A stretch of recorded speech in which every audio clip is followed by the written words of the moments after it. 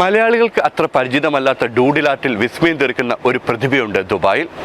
നേരത്തെ തന്നെ കലാ ആസ്വാദകർക്ക് അത്ഭുതം സമ്മാനിച്ച സിജിൻ ഗോപിനാഥിൻ്റെ 2 പുതിയ സൃഷ്ടികളാണ് ശ്രദ്ധേയമാകുന്നത്.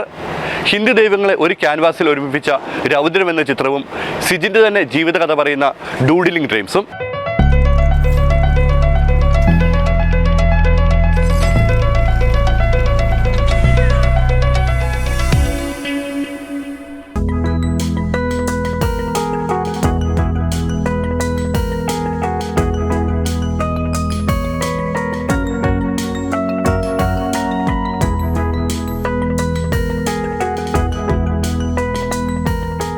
നൂതന ചിത്രരചനാ ശൈലിയായ ഡൂഡിൽ ആർട്ടിൽ രാജ്യാന്തര ശ്രദ്ധ നേടിയ കലാകാരനാണ് തിരുവനന്തപുരം വെഞ്ഞാറമൂട് സ്വദേശി സിജിൻ ഗോപിനാഥ്. മലയാളികൾക്കത്ര പരിചിതമല്ലാത്ത ഡൂഡിൽ ആർട്ടാണ് ഗൾഫിൽ സിജിനെ ശ്രദ്ധേയനാക്കിയത്.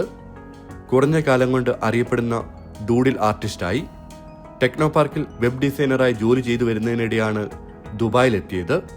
ഇവിടെ ഒരു സ്വകാര്യ കമ്പനിയിൽ മൊബൈൽ ആപ്ലിക്കേഷൻ ഡിസൈനറായ സിജിൻ്റെ ഒഴിവു സമയ വിനോദമാണ് വരയും നൂതന പരീക്ഷണവും. കാലോചിതമായ പരിഷ്കാരം വരയിൽ കൊണ്ടുവന്ന് വ്യത്യസ്തനാവുക എന്നതാണ് സിജിന്റെ മുഖമുദ്ര.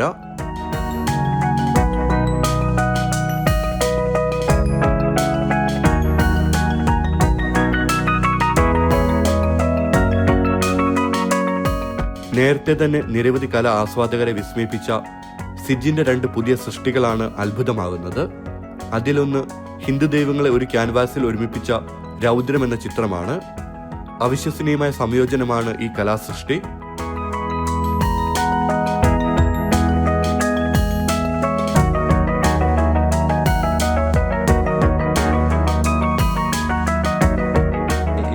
ഇപ്പോഴേ ഈ ഒരു ആർട്ട് വർക്ക് ചെയ്യാൻ കാരണം എന്ന് വെച്ചാൽ ഒരു ഇന്ത്യൻ കൾച്ചറുമായിട്ട് ബന്ധപ്പെട്ടിട്ട് ഒരു ആർട്ട് വർക്കായിരുന്നു എൻ്റെ മനസ്സിൽ.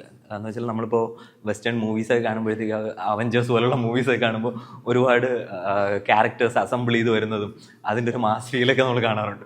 അപ്പോൾ അതേപോലെ ഒരു ഹിന്ദു ഗോഡ്സ് എല്ലാം കൂടി അസംബിൾ ചെയ്ത് വരുന്ന ഒരു കോൺസെപ്റ്റ് ആയിരുന്നു എൻ്റെ മനസ്സിൽ. അങ്ങനെ വെച്ചിട്ടായിരുന്നു ഈ ഒരു ആർട്ട് വർക്ക് ചെയ്തത്. ഇപ്പോൾ ഇത് കോൺസെപ്റ്റ് മാത്രം ക്രിയേറ്റ് ചെയ്യാൻ 2-3 ആഴ്ച എടുത്തു.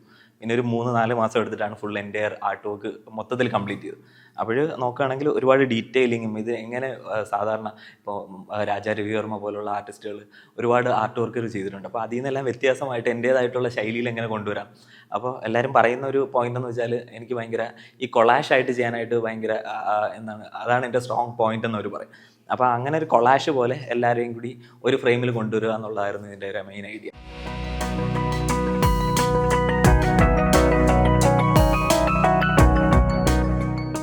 ദൈവങ്ങളും അവരുടെ വാഹനങ്ങളുമൊക്കെ ഈ മനോഹര സൃഷ്ടിയിൽ ഇടം പിടിച്ചിട്ടുണ്ട്.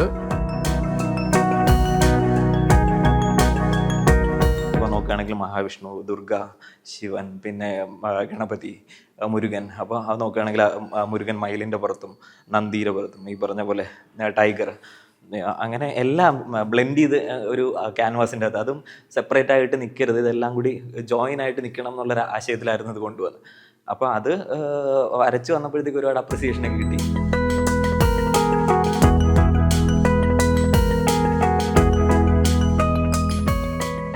അബുദാബിയിലെ ക്ഷേത്രത്തിൽ വെച്ച് ചിത്രം അനാച്ഛാദനം ചെയ്യാനുള്ള ശ്രമത്തിലാണ് ഈ കലാകാരൻ. ഇപ്പോൾ ഇവിടുത്തെ UAE നമ്മുടെ അബുദാബിയിൽ ബാബ്സ് ടെമ്പിളിൽ വെച്ചിട്ട് ലോഞ്ച് ചെയ്യാനാണ് ഉദ്ദേശിക്കുന്നത്.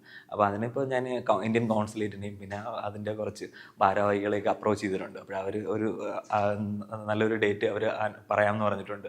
അപ്പോൾ അവിടെ വെച്ചിട്ട് കറക്റ്റായിട്ട് ലോഞ്ച് ചെയ്യണം. ഇത്തരത്തിലുള്ള ഒരു ചിത്രം അപൂർവമാണെന്ന് ഈ കലാകാരൻ പറയുന്നു.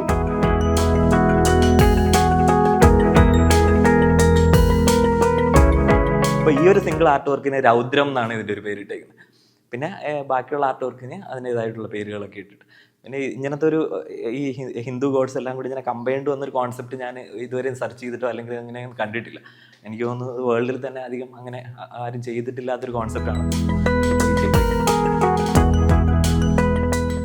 മാസങ്ങളെടുത്താണ് ചിത്രം പൂർത്തിയാക്കിയത്.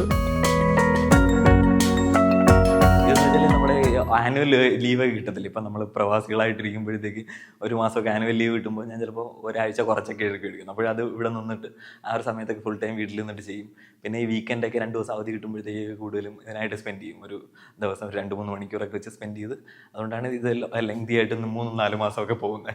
പിന്നെ എനിക്കൊരു ആർട്ട് വർക്ക് തുടങ്ങിയാൽ എല്ലാ ആർട്ടിസ്റ്റുകളെയും പോലെ ഒരു മണിക്കൂർ കൊണ്ടോ അല്ലെങ്കിൽ ഒരു ദിവസം കൊണ്ട് തീർക്കണം എന്നുള്ളൊരു ഇതൊന്നുമില്ല. ഞാൻ മാക്സിമം സമയം എടുത്ത് പതുക്കെ ആണ് ചെയ്ത് തീർക്കാനായിട്ട്.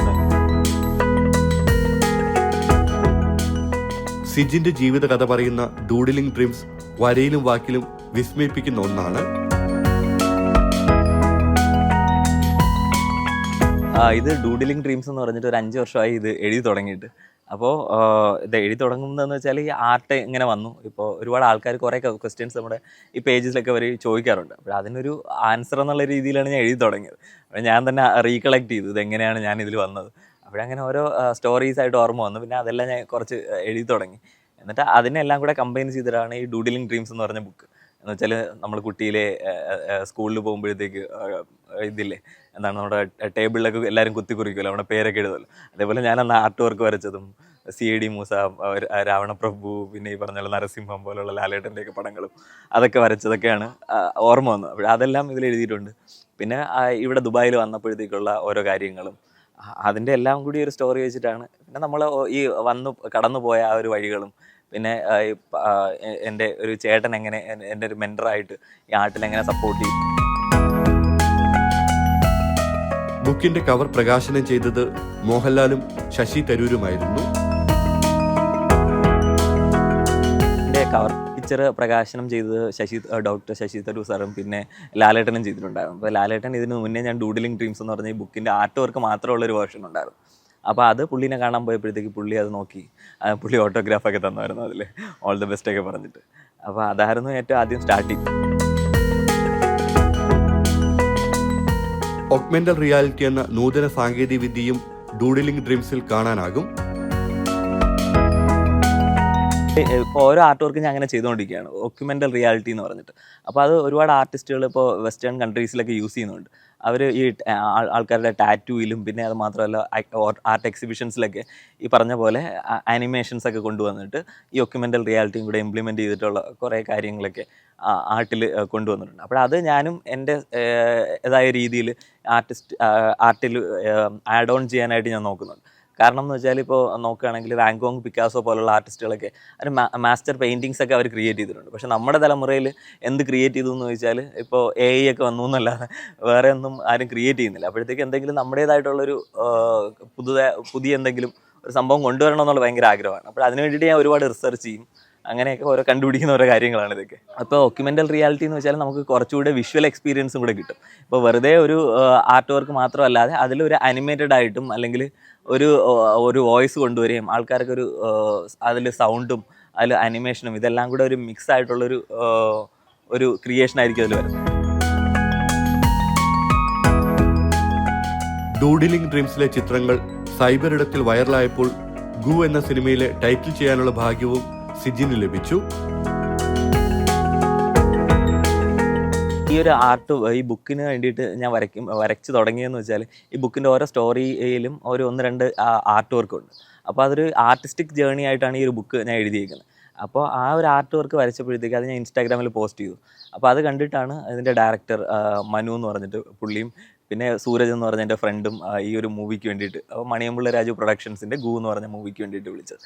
അപ്പോൾ അവരെൻ്റെ അടുത്ത് പറഞ്ഞതെന്ന് വെച്ചാൽ ഈ ഒരു മൂവിയിൽ ടൈറ്റിൽ ആർട്ട് എന്ന് വെച്ചാൽ നമ്മളെ ടൈറ്റിൽ എഴുതി കാണിച്ചതിന് ശേഷം ഒരു 2-3 മിനിറ്റ് ഒരു ആർട്ട് വർക്ക് കാണുമല്ലോ. അപ്പോഴത്തേക്ക് ആ ഒരു ആർട്ട് വർക്ക് അല്ല ടൈറ്റിൽ എഴുതി കാണിക്കും, ടെക്നീഷ്യൻസിൻ്റെ നെയിമൊക്കെ.